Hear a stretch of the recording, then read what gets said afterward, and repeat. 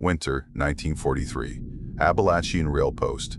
4 of us on guard. Quiet, too quiet. We found tracks in the snow. Bear, huge, not human. Then we saw eyes in the tree line. Red, watching. The next night, one of ours went into the fog screaming. We never found him, only his cap. Command said it was nerves. They didn't hear the thing breathe on our radio, and they didn't see what tore the enemies in half. I did. So before we continue, please make sure to like and subscribe to support the channel and comment down below where you're watching from. Thanks. Winter of 1943, Appalachian foothills. We were tucked in a little draw outside a rail spur the maps barely showed, just a checkpoint. Nothing glorious. Ammo and fuel stacked under canvas and tar. Our job was to watch it, keep crowds off it, keep the locals from stealing it, keep ourselves from freezing to death. Name's James Leland. Back then I was private first class. I was 20. I thought I knew cold. I didn't. You breathed and your nose hurt. You blinked and your lashes stuck. The post holding up the wire and the lantern poles would groan and pop in the cold, like they were alive. You could smell coal smoke all the time from the trains that pushed through at night. Thick in the air, sat in your throat.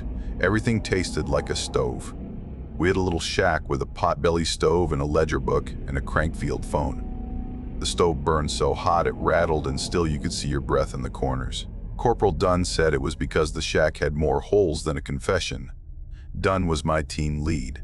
Corporal by stripe, sergeant by attitude. He'd fought in North Africa already. I'd never left Tennessee before the Army. I took first night watch that week, midnight to 4. The sky felt sharp. No moon. Wind cut low through the hardwoods. You could hear it rung through dead branches. It sounded like cloth tearing slow. We kept the lantern trimmed by the rail crossing. Command said blackout rules, but we needed something so trucks could find us. The lantern was hooded and pointed down, just enough to catch reflective paint and boots. Everything else outside that little pool of yellow was just black and depth, like standing at the doorway of a well. Routine was simple. Walk the perimeter, check the wire, log convoys. Don't fall asleep and die. I'd start at the gate road. 2 strands of barbed run between rough posts and a little sawhorse with hand-painted stop signs. Snow came up to my shins in the ruts. The wire would creak when the wind leaned on it, and you could feel it in your teeth. Past the gate there was the pile of crates we called the yard. Ammo boxes tarped, fuel drums lined like fat little soldiers. Then past that to the timber line. We'd strung more wire there, not real concertina, just scrap fencing. Past that was dark woods and slope. Dunn walked with me the first round, boots crunching, rifles slung. He always acted loose, but you could see how his eyes never stopped moving. He talked without looking at me. "You hear what Top said?" he asked. Top meaning the first sergeant back at the main rail station, 3 miles west. "No, got word from Intel. Says some of Jerry's little ski boys came off a sub off the coast last month, dropped them inland. Sabotage crews, rail lines, bridges, fuel stores. He thinks a team's up here, somewhere in these hills." "Here," I said. "Yeah, you buy that?" He scraped ice off his mustache with his glove. "Kid, I don't buy anything. I just carry a rifle and try not to die stupid." He grinned after he said it. That was done. Say the worst thing, then grin like it was a joke. Like if he laughed at it, it couldn't get him. We reached the far post, where the trees started. The lantern back by the road looked way smaller from there. Just a little cough of yellow and all that blue-black. You could hear the rails out there. Even when no train was close, you could hear this low iron hum, like the world itself was running. I knelt, checked the stakes. Frost had pushed some of them loose. I hammered them back with my mittened hand and they squealed against the frozen dirt. My fingers burned right away. Didn't matter how much you layered, cold found you.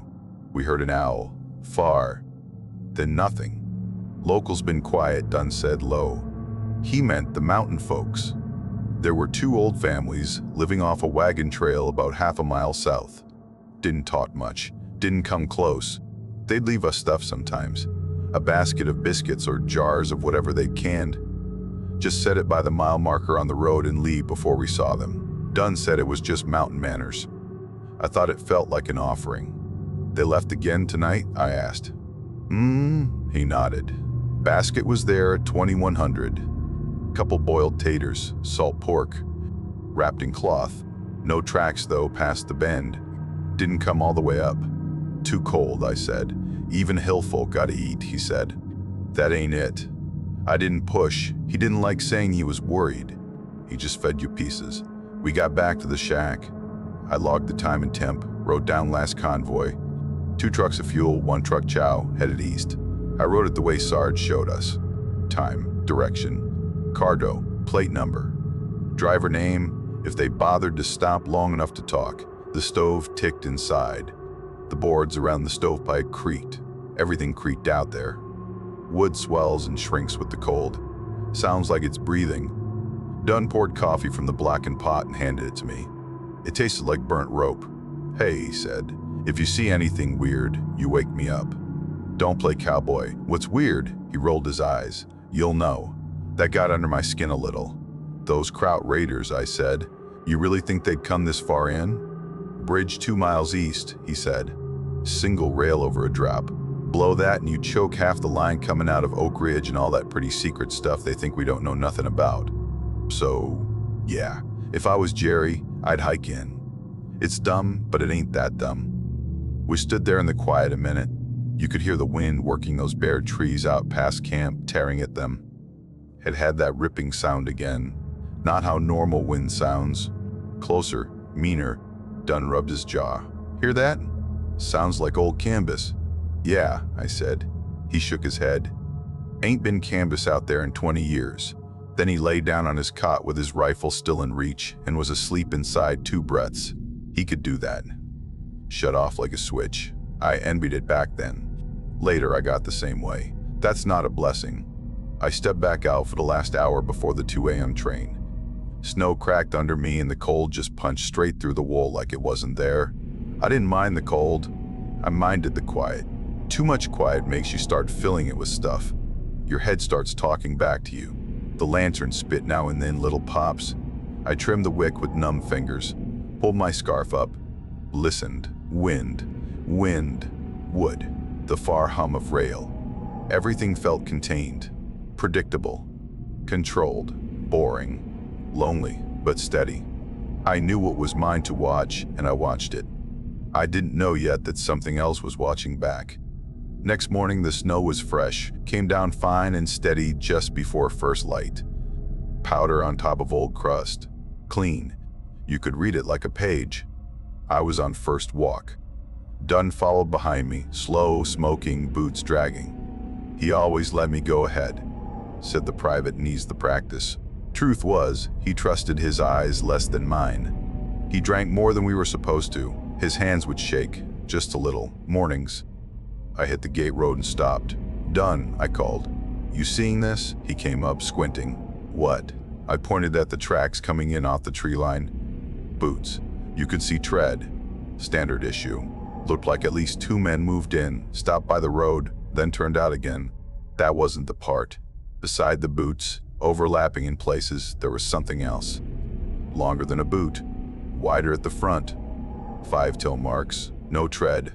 Bare. Dunn crouched. He didn't say anything at first, just breathed smoke and watched his breath curl around it. Hell, he said finally. Hill folk broke a shoe. He said it light, but I heard the off note. Who's walking barefoot in this, I said. Crazy ones, he said. We followed the prints to where they cut back toward the trees. The boot prints stayed tight, like the men were walking in line. The bare ones wandered, crossed back and forth. Sometimes one stride would land way longer than a man could step. Sometimes they'd just stop, like the thing stood still a long time. That ain't a man track, I said. Nope, what is it? Big old mountain boy who don't like shoes, he said. He grinned at me. The grin didn't stick this time. We followed them until the trees got thicker and the snow got broken up with fallen limbs. Past that, the ground went lumpy and rocky, and we started post-holing to the knee. Dunn called it. All right, he said. Let's not go getting heroic. We went back in, logged it. He wrote it bland.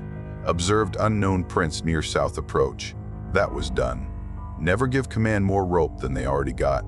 Midday, we ran the normal checks. Fuel levels, ammo locks, stove wood, all fine. I could feel something though. You know that tingle you get before someone sneaks up on you? Hair prickles on your neck like static. The whole tree line felt like that. Like it wasn't just trees anymore. Second watch that night, it got worse. We'd settled in by 2100, done on cot. Me at the door with my rifle across my knees. Sergeant Klein, the new guy, was in the shack too, writing a report to send up the line. He was a fresh sergeant, field promotion from some other unit. Hard jaw, thought he was John Wayne. He didn't like Dunn because Dunn didn't salute the way the book said. Little after midnight I heard it. Snap. Not twigs, not brush, wood, heavy wood, up past the first stand of trees. Like someone took a fence post and cracked it over a stump. I sat up straight. My heart kicked. I looked at Dunn. He was already awake, eyes on me. "You heard," I whispered. "Yeah," he said. Klein looked irritated. "What are you two whispering like old women?" "Quiet," Dunn said. Snap. Crack. Another. Closer, now walking. Not random. It sounded like something big moving slow and not caring what it stepped on. "Deer," Klein said. He said it too fast. "That ain't deer," Dunn said. Klein stood like he was going to go out and square up with whatever made that noise with just his jacket on. Dunn put a hand on his chest. "Sergeant, maybe we let it go by," Dunn said. Klein slapped his hand away. "We got kraut raiders active in the area, Corporal." We did not let him go by. He opened the shack door. The cold punched in. The lantern by the road swung a little in the draft. Light pushed maybe 10 yards, then stopped. Past that was just white ground, black trees, and milk fog. We stood in that doorway, 3 silhouettes like idiots. Silence. Then from way out where the fog dipped near the creek, we heard this low grunt. Long, deep. Not pig, not bear. It was lower, chest deep. You could feel it in your ribs. Klein stiffened.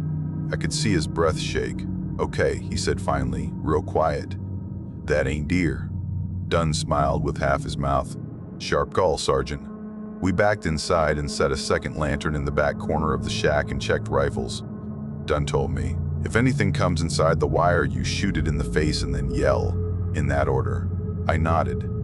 My hands were sweating even though the air in that shack could have hung meat. By morning, nothing had come in, but the locals didn't show. Usually by dawn, there'd be something by the mile marker.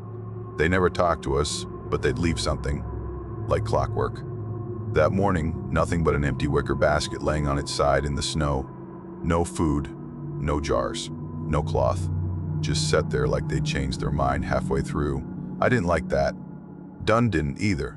Later that day, a railroad guard walked up the line to warm himself at our stove. He was one of the civilian boys they had riding the trains with shotguns to keep hobos and thieves off the payloads. He looked beat to hell, red nose, raw cheeks. "Eyes wired," he said. "You boys got bears up here?" Dunn scratched his neck. "Why?" "Something crossed the creek east of the bridge right at first light," the guard said. "Wasn't no bear. It was on 2 legs. Looked like a damn telephone pole with hair. I ain't going back that way alone no more." He laughed after he said it. It wasn't a happy laugh. After he left, I wrote in the log. I wasn't supposed to editorialize. But I did.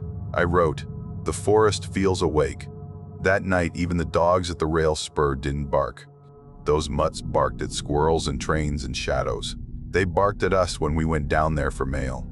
That night, nothing. You could hear the whole valley breathe, and every breath felt like it wasn't ours. 3 nights later, around 0300, a tree went down. No wind, no storm.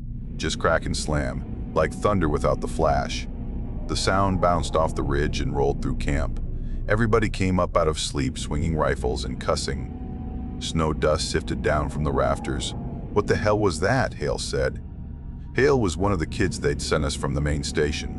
Skinny Iowa farm boy. Nervous talker. He'd only been with us a week. I listened, hard slamming. Silence. Then that cold quiet again. "Tree fall," Klein said. "Just a tree." "Calm down." "Tree ain't supposed to just break with no wind," Dunn said. Klein glared at him. "You a lumberjack now, Corporal?" Dunn didn't answer. He just started lacing his boots. "Let's go check." We geared up and moved out. Me, Dunn, Hale. Klein stayed back on the radio, said he needed to report. Truth was, he didn't want to walk into those trees in the dark. We followed the sound to the east ridge. Snow came up past our calves now. Every step felt like wading concrete. Our breath hung in front of us and froze on our scarves. We found it where the slope started to climb. A pine maybe 2 men around had come down, but not uprooted. Snapped. Clean. Trunk busted at chest height like a matchstick, top laid down slope.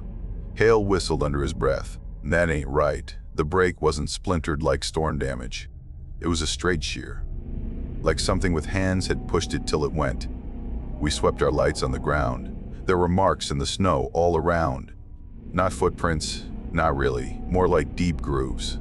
Long, smooth slides. The way it looks when you drag something heavy. Only it wasn't downhill. It was up. Why would anybody drag logs uphill? Hale said. Build a blind, Dunn said. Block the road. Hell if I know, he said it distracted. He was crouched, running his glove along one of the grooves. This was heavy, he muttered. Real heavy. We made our way back and Dunn got on the radio. He told command what we found. Tree down, signs of movement. Possible saboteurs.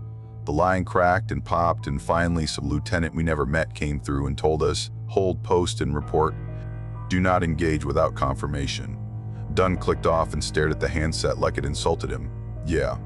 Okay, Butterbar, we'll just ask them for their papers. That evening, fog rolled in from the low ground. Thick, sat knee-high in places, shoulder-high in others. You could see it slide between trunks. The lantern light bounced off it and made weird shapes that moved when nothing else moved. I was walking perimeter again when I saw it. Between 2 trees, out past the last run of wire, something moved. Tall, taller than a man, broad through the shoulders, dark against snow and fog. I only caught it for half a breath. When I tried to focus, it wasn't there. Like it knew where I was looking and stepped out of it. I froze so hard my joints locked. I could hear my heartbeat in my ears. I licked my lips and they cracked. Done, I whispered. I didn't want to yell. Yelling felt like a bad idea. He came up behind me. What?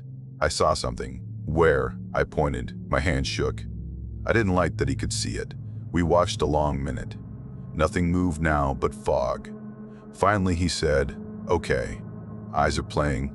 Happens in this soup. But I heard the little catch in his voice again. After that, we started doing sleep-in shifts. No more everybody down at once. 1 on the door. 1 on the stove. 1 on the perimeter. Rifles were kept loaded and close.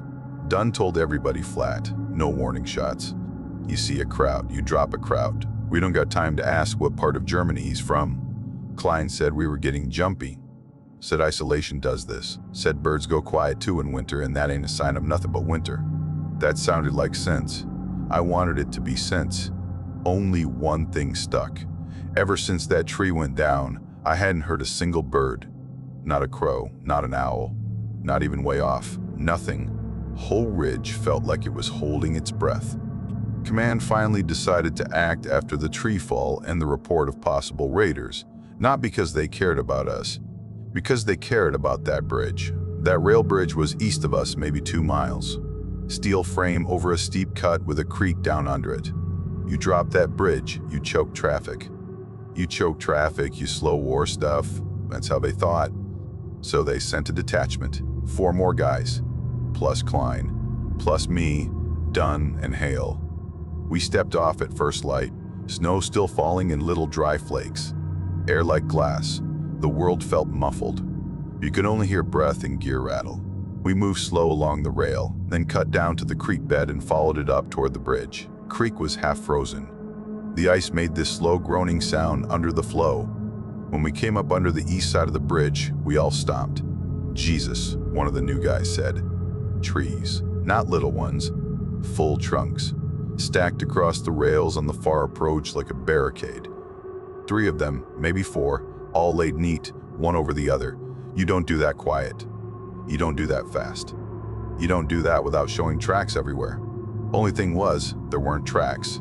Snow all around the base was churned, but not with boots. The snow was punched down in big round shapes.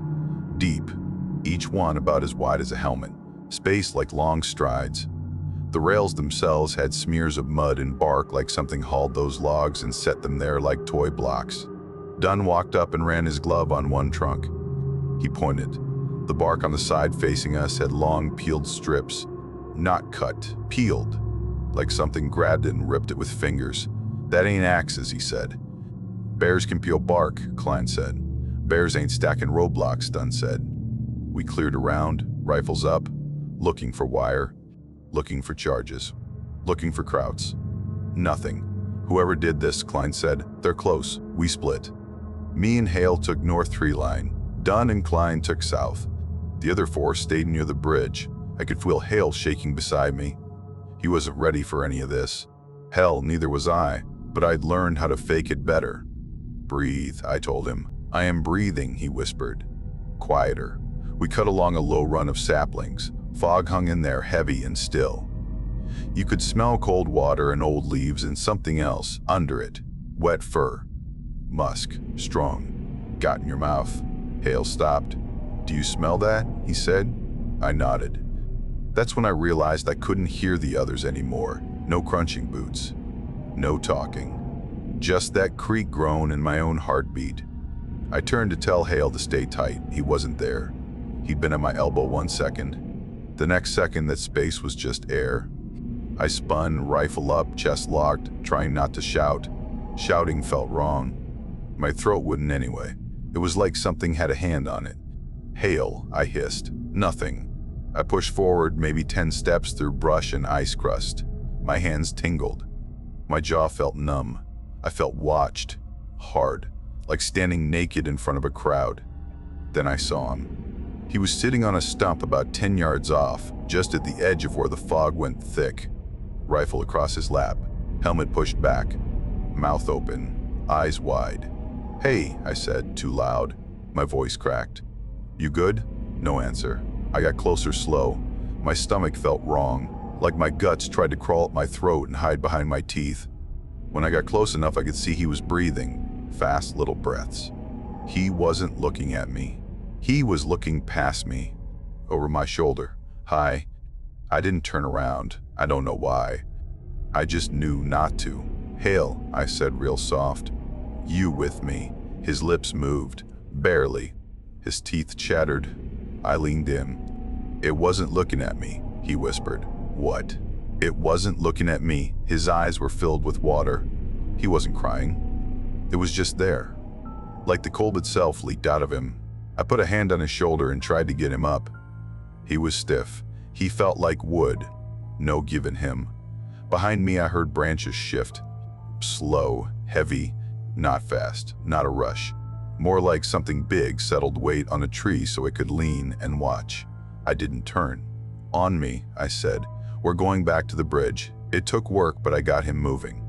His legs worked. His head kept turning like he was trying to see past his own skull. We made it back to the bridge group. Dunn saw Hale and swore under his breath. "What happened?" he said. "Don't know," I said. Hale just sat down in the snow and stared at nothing. He was shaking so hard his teeth clacked like glass. "He see somebody?" Klein asked. "Don't think so," I said. "He see Krauts?" "Don't think so," I said. Klein rubbed his face. "Christ." We radioed it in from the bridge. Static fought us. We finally got through pieces. Sabotage attempt. Barricade on tracks. Unidentified presence in area. Possible enemy contact. One-man shock. Command told us again, hold post. Roads are icing. We'll send a wrecker in when weather clears. Repeat, do not abandon post. Storm's coming, Dunn muttered after the call. He was right. Snow started in heavy that afternoon. Not little dry flakes. Thick, wet stuff. The kind that clings and weighs down branches and turns truck ruts into trenches. Wind built with it, steady and mean. By nightfall, you couldn't see 20 feet. Roads closed. We were cut off. 3 days. Those 3 nights, none of us really slept. We'd nod, jerk awake to some low, hollow hoot out on the ridge. It wasn't owl. It was too low, too long. It rolled through the trees and you could feel it in your knees. Dunn said, real quiet on the second night, had a dream. We were both sitting by the stove. Everyone else was pretending to sleep. Yeah, I said. Dreamed something moving through the fog, he said, carrying a log like it was a rifle. You think it was nothing, I said. He shook his head. I wish. On the third day, the storm sat right on us. Couldn't see the lantern from 10 paces. The wind sounded wrong. Not random, it felt like voices. Not words, just that tone men get when they're low talking around a map. We were not alone in those trees. We all knew it now. We just didn't know what we were alone with. Storm broke on the 4th night, but the fog stayed, thick as smoke. You could taste it. It made your eyelashes wet. Every sound came back muffled and close. We were under blackout order now. Command said Kraut saboteurs were confirmed in the sector, so no lantern, no firelight showing. We had the stove so low it barely glowed. The shack felt like a coffin. Me and Dunn drew outside watch. We stood by the gate. Snow up past our ankles now, crusted hard, breath hanging in front of our faces. Fog laying low across the road, curling slow around the posts. Then Dunn grabbed my sleeve. Hard. Don't move, he whispered. What? He didn't answer. He just tilted his chin toward the ridgeline east of us. Maybe 60 yards out, past the outer wire, right where the trees thinned for the rail spur. I squinted. For a second, I didn't see a thing. Then I did. 2 points. Red. Faint. Level with each other. Not glow like fire. Not shine like reflection. More like embers, half covered in ash. They'd blink out. Then back. Slow. They were too high. Too far apart for a man. My jaw clenched so hard it hurt. You see that? I whispered. Yeah, he breathed. What is it? I don't know, he said. We watched. Those red points didn't move like eyes. They didn't dart around, they just held. Locked in, watching us and not caring we knew it. My back felt slick. My hands felt numb. My throat was dry. I couldn't look away. Then the radio in the shack spat. Not voice. Static. But in the static there was something. Heavy breathing. Slow. Wet, like somebody way too big trying to breathe, quiet and failing. It wasn't our mic. The handset was sitting on the crate. Nobody touched it. It just came through on its own and filled that little shack with slow, heavy breath. The hair on my arm stood up under the wool. Dunn swore under his breath. The red points blinked out. We didn't relax. You didn't relax after that.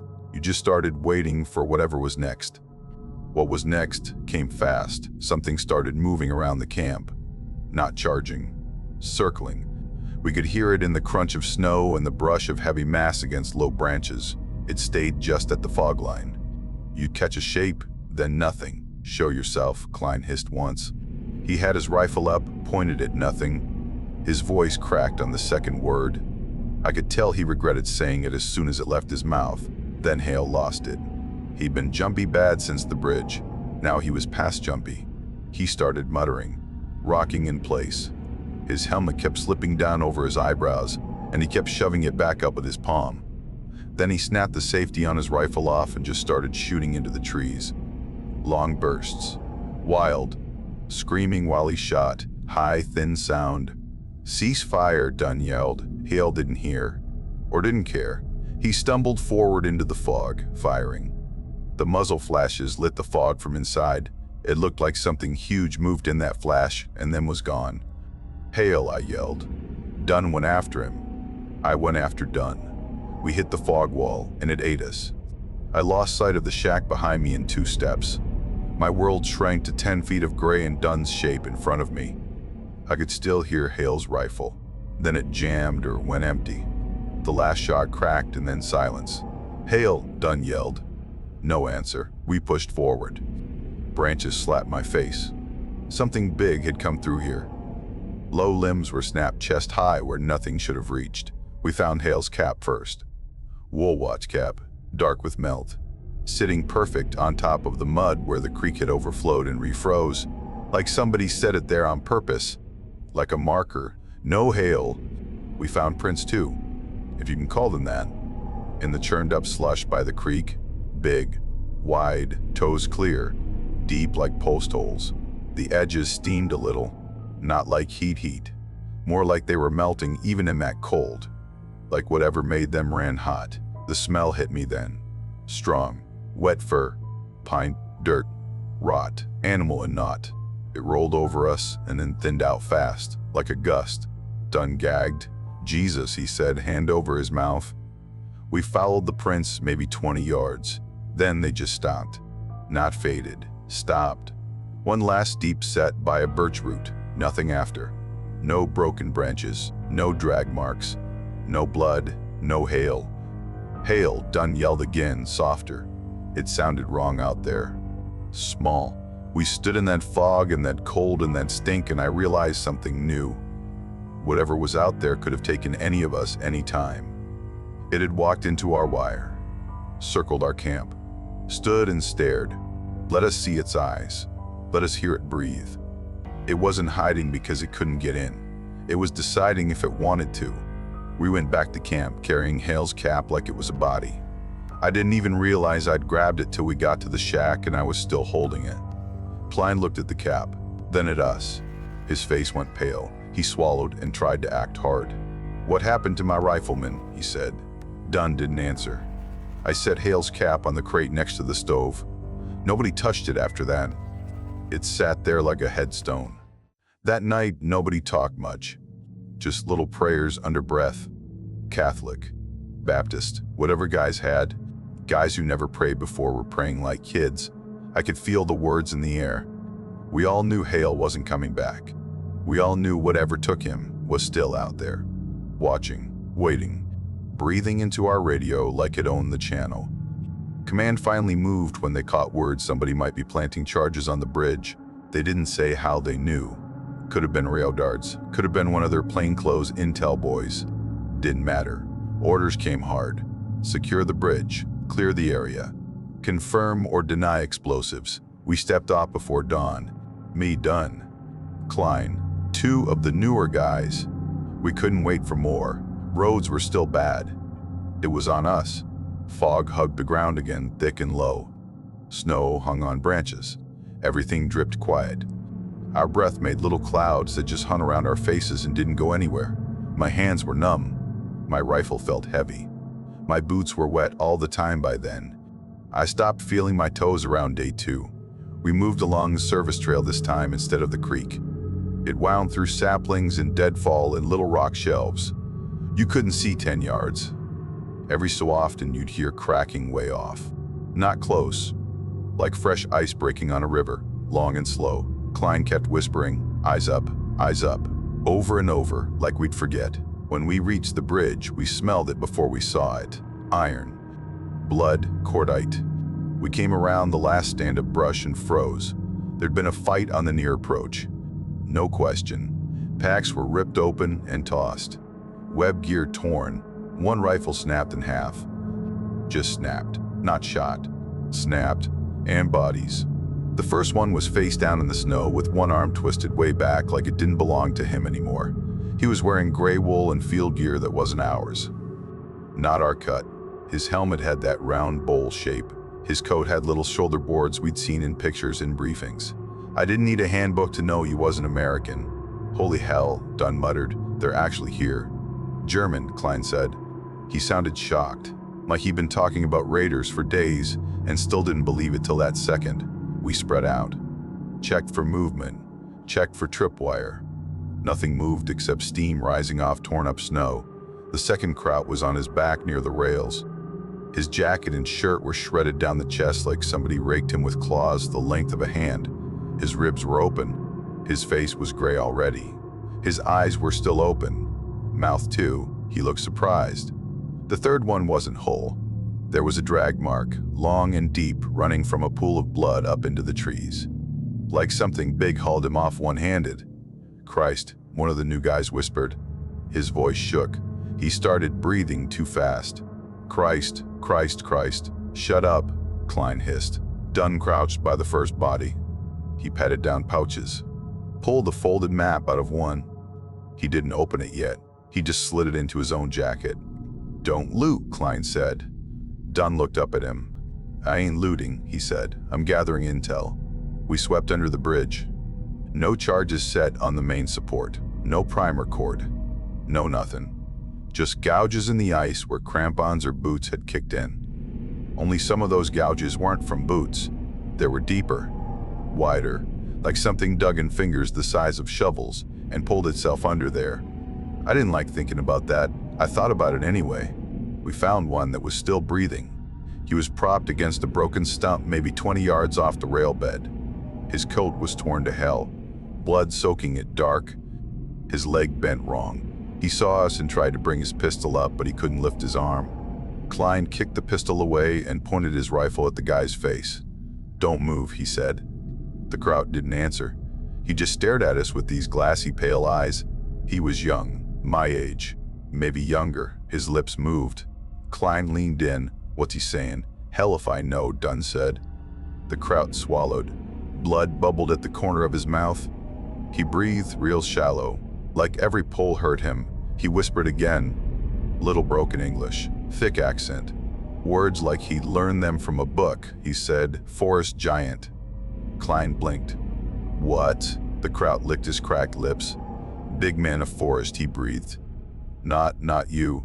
Not bear. Not man. Forest giant." His eyes rolled. He tried to say more. It came out as a wet rattle. Then he sagged. We all just stood there in the gray and the stink and the steam of blood and watched that Kraut die. Finally Dunn said, real low, "Well, ain't that something?" Klein was breathing hard. His jaw was working. "You hearing this?" he said. "You getting this? This thing ain't just screwing with us. It's killing Germans. It's killing saboteurs." Dunn rubbed his face with his glove, left a streak of frozen blood across his cheek. "Looks like," he said. "It's protecting the bridge," Klein said. "Or it just didn't like him," Dunn said. "Don't make it friendly." Klein shook his head. "You don't get it," he said. "Command thinks we're out here playing games. They think we're spooking at owls. Meanwhile, there's Krauts on our rail line and some big bastard out of a folktale is tearing them in half and staking trees across the track like he's got clearance to do it. We gotta report this. We gotta get this on paper." "Sergeant," I said. "What?" he snapped. "Shut up a second," I said. He looked pissed, like he was about to light me up, but then he heard it too. A sound rolled through the fog from upslope, not close, deep in the trees. A long, low groan. Not machine, not metal, nothing like a truck or a train. It had tone to it. It carried through bone. It sounded like something hurt and mad and warning us we were on borrowed time. Every hair on my arms went up. My knees felt loose like water. "We're leaving," Dunn said. Klein swallowed, nodded fast. Yeah, pack it up. Grab what you can and let's go." We moved fast. We didn't run. Running felt like it would trigger something. We backed out slow, rifles up, eyes on the tree line. I kept waiting to see those red embers again. I didn't. I don't know if that was better or worse. Snow started again while we moved out. Big flakes, heavy. They fell slow and straight and stuck to our coats and rifles. After a while, the tracks behind us blurred, then vanished. By the time we got back to camp, if you hadn't seen that bridge with your own eyes, you'd swear it was all a story. We warmed up in the shack. Dunn pulled that map off the Kraut and opened it on the crate by the stove. It had grid marks and notes in German and a little X where our bridge sat. It also had 2 other X marks farther west along the line. "They ain't just here," Dunn said. "There's more." Klein rubbed his temples. He looked beat. He looked small. "This thing," he said, "it's out there hunting them." He looked at me. "It's not hunting us." I didn't say anything. I didn't agree. I just kept seeing Hale's cap sitting on that mud like somebody set it down gentle, like a hand the size of a shovel had placed it there. That night, the snow fell thick and straight, and the world went quiet again. The kind of quiet that's not peace. The kind that means something's moving you can't hear yet. Command didn't like our report. Klein got on the radio and told them about Krauts on the bridge, yes, but he also told them about the barricade, about the torn uniforms, about the word forest giant. That part didn't go over. We could hear the lieutenant yelling through the static. He said words like hysteria and unprofessional. He said we had gone too long without rotation. He said we were letting local ghost stories affect discipline. Then he gave an order. "Burn the tree line within 50 yards of your post," he said. "Flush out any infiltrators. Deny concealment." Klein looked at Dunn. Dunn shook his head slow. "That is a bad idea, Sergeant." "It's an order," Klein said, "so we did it." We didn't have much fuel to spare, but we had some jerry cans for the trucks and enough dry brush stacked near camp. We waited till last light. We poured a line through the low scrub at the edge of camp and lit it. At first it felt almost good. The cold backed off. The fire cracked and popped and ran along the dead grass and low pine like it'd been waiting. Then it jumped. The brush hadn't been that dry. The snow should have slowed it. It didn't. The fire caught and climbed low branches and ran straight up like fuse. In under a minute, the whole ridge edge was throwing flame. Heat hit us hard enough it stung our faces. Smoke rolled down on us fast and dirty. "Control it," Klein yelled. "How?" Dunn yelled back. With what? Our hats. We started dragging gear back from the edge. Ammo crates, fuel drums, anything that could pop. Sparks were landing in camp like hot hail. Smoke burned my throat and made my eyes water. I pulled my scarf up and it just turned black. Then we heard screaming. Not ours. Out in the fire line. Past the first run of trees. High, sharp screams that cut off sudden, followed by loud crashes, timber snapping, heavy bodies hitting ground. Klein froze. "What the hell?" he breathed. Something moved in that fire. You could see it through the gaps in flame and smoke. A shape. Tall, broad, black against orange. Shoulders like stacked logs. Long arms hanging low past where a man's hand should sit, head low between the shoulders. Not upright like a man on parade. More forward. More forward. Ready. It walked. Not fast. Steady. You could see fire light up the hair across it and die out fast, like the hair was too thick, too wet, too something. It didn't flinch from the flame. It just moved through it. I couldn't breathe right. My stomach felt like ice. My legs wanted to run one way and lock the other. My hands wouldn't stop shaking. The new guys started firing. Panic shooting. Short bursts. Pop, pop, pop. The shape kept moving. Then the scream started again. Closer. Human voices. English and German messed together. Men begging. Men yelling for help. Men choking on smoke. I lost track of Dunn in the chaos. 1 second he was next to me yelling to pull the fuel drums back. The next second he was gone into the smoke. "Dunn," I yelled. No answer. I pushed forward without thinking. Low. Coughing. Eyes streaming. The heat felt like it was peeling my face. My coat started to smolder at the sleeve and I slapped it out. "Dunn," I yelled again. I heard him. One time. Off to my left. "Horse, Leland." Then nothing. I stumbled toward his voice. The smoke got thicker. My eyes stung so bad I could barely see shapes. Everything was orange and black and moving. Branches crashed down all around me.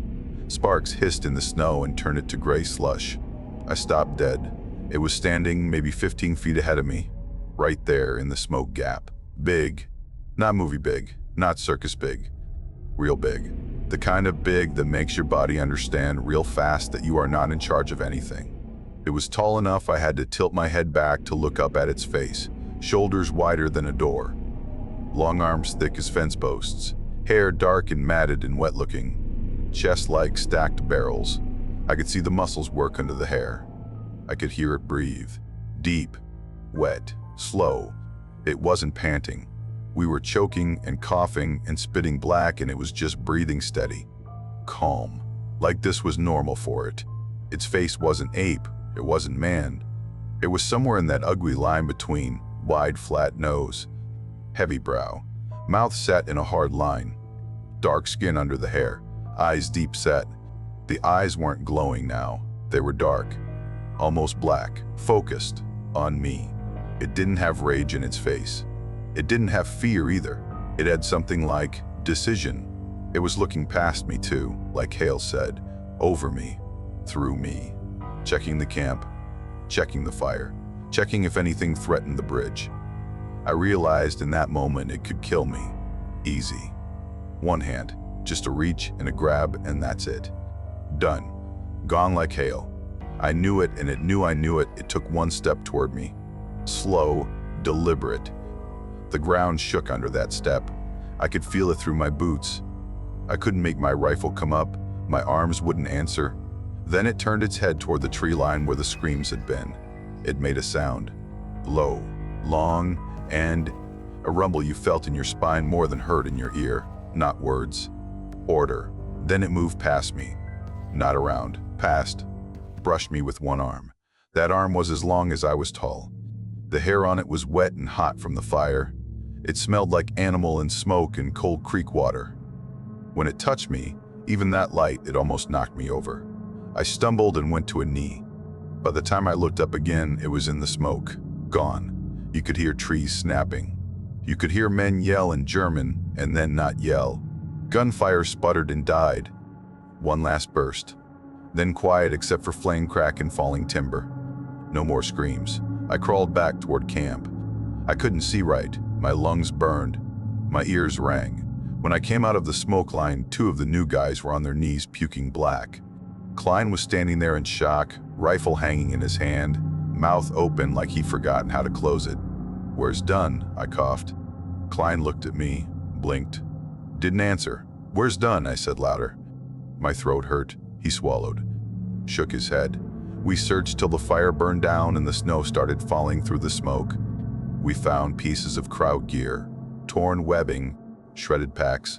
We found one of ours face down, neck cracked sideways, eyes open. Not done. We found blood. A lot of it, pooled and already freezing. We didn't find Dunn. We didn't find Hale either, obviously. But that was already true. After a while, the fire died to black stumps and smoking ash patches. Snow started to fall again. Big, slow flakes came down through the last of the smoke and turned everything gray and quiet. Quiet like after artillery. That heavy, dead quiet. Then we heard it. One roar, deep, long. It rolled out from up the ridge like thunder dragged slow. It wasn't a scream. It wasn't anger. It sounded like a claim.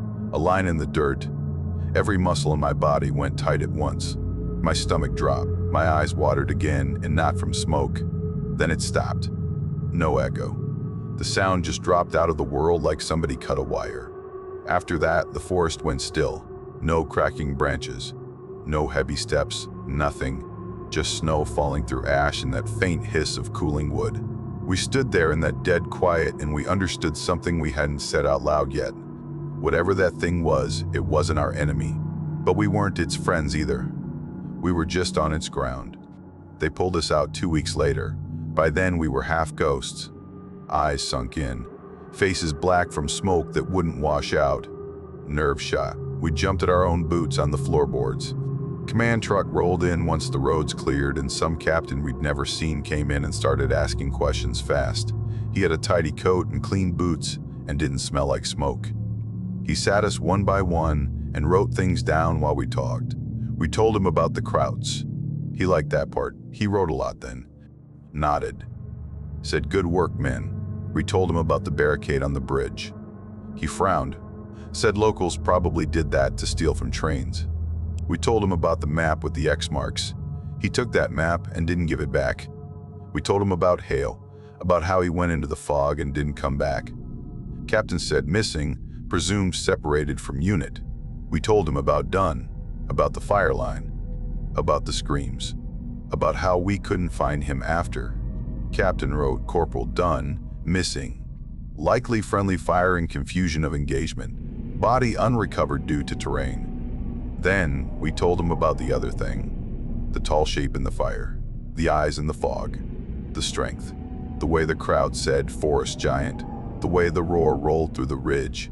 Captain stopped writing then. He leaned back in his chair and gave this little tight smile I wanted to break off his face. "Gentlemen," he said, "there are no confirmed enemy raiders in this sector. You encountered wildlife and local civilians. You were under stress.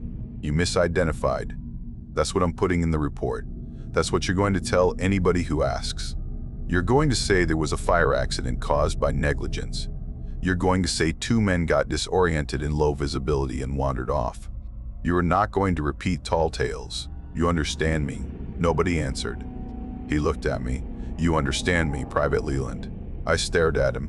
My hands were still black with ash. My knuckles were split and raw. My throat still burned from smoke. My ears were still ringing from that roar that didn't happen. I said, "Yes, sir." That was enough for him. They drove us out that afternoon. Bridge was still standing, rails still clear. Convoys already rolling again like nothing happened. Snow was packed down and dirty from all the new truck traffic. The barricade logs were gone. I don't know who moved them. I don't think I want to know. They sent me to a field hospital for exhaustion. They called it that on paper. What it really was I couldn't sleep without feeling watched, and I couldn't close my eyes without seeing Dunn's face disappearing in smoke. They gave me a medical discharge the next summer, said I'd done my duty, gave me train fare home and a handshake. A couple years after the war, I went back up that way. Stupid maybe. I told myself I wanted to see the place in daylight, clear my head, get proof it was just nerves and cold and fear and men telling stories to make sense of dark. I hiked in off an old logging road. Took me most of a day. I found the creek first. It had changed course a little, but I knew the bend. I knew that mud bank where Hale's cap sat. The camp wasn't there anymore. No shack, no stovepipe, no wire, no lantern post, nothing but trees, birch and pine and underbrush, all grown over, ground smooth, undisturbed, like nobody ever dug in there, like no crates ever sat there under tarps, like no fire ever burned hot enough to melt snow. But I found something in the creek gravel, just under the shallow flow, half buried in black silt and leaves. Dog tag. I dug it out with numb fingers, rubbed the muck off. Done. C. U.S. Army. I held it a long time. Water ran over my wrists and my hands went numb, and I didn't care. The woods were quiet. Not dead quiet like that winter. Normal quiet. Birds, wind, branches talking, little animal sounds in brush. It should have felt fine. It didn't. Upslope, somewhere in the fog line on the ridge, I heard wood crack. Not little branch crack. Not deadfall. That heavy post-breaking sound. Slow, deliberate, then another, closer. Like before. My mouth went dry. My heart started doing that fast, hard drum in my chest it hadn't done in years. My hands shook and the dog tag rattled against my knuckles. I stood there in that cold creek with water soaking my boots, and I knew two things, clear. One, command to pretend all they wanted. They could write all the clean little reports with all the clean little lies. Didn't matter. The ridge knew what happened. Two, whatever was up there wasn't done. I put Dunn's tag in my pocket. I didn't call out. I didn't say thank you or goodbye or any of that Hollywood garbage. I just turned and walked back down that old wagon trail. Slow, steady, no sudden moves. I didn't run. Running felt wrong. I could feel eyes on me the whole way. Heavy. Not angry, just there. Somewhere behind me, up in the fog, wood cracked again. Then it went quiet. I never went back. So that's the end of our video. If you made it this far, make sure to hit like and subscribe. It really helps the channel and it's free. And if you want more terrifying encounters like this one, check out the other videos on screen right now.